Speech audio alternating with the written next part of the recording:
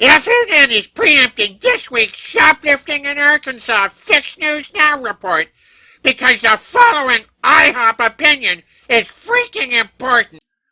Dr. Z revealed an amazing solution for COVID and inflation this past weekend.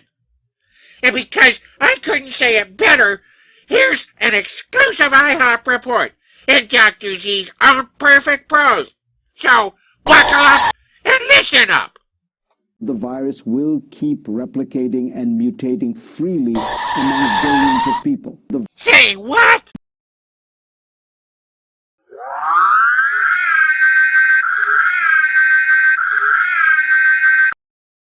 The virus will keep replicating and mutating freely among billions of people. Yikes! What is the chance that we will not see another variant in the next year? Vaccinating the world would be good for the world economy, which mostly means the richest countries that dominate it.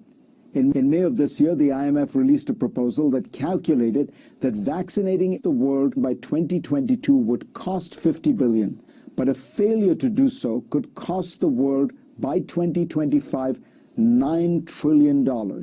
Put another way, an investment of 0.06% of global GDP could have a 180-fold return on that investment.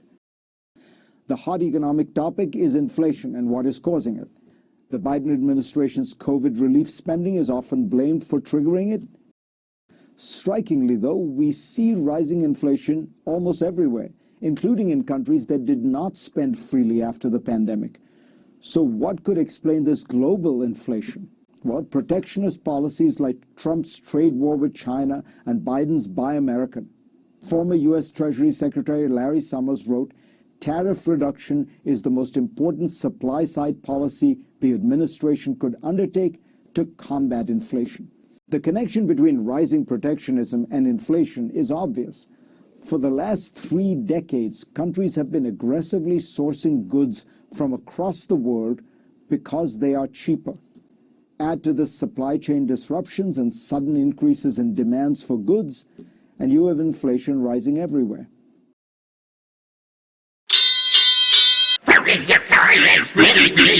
Very big time smart.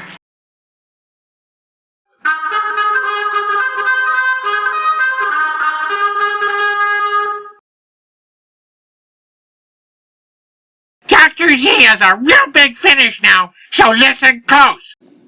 So far, the rhetoric of nationalism has been cheap.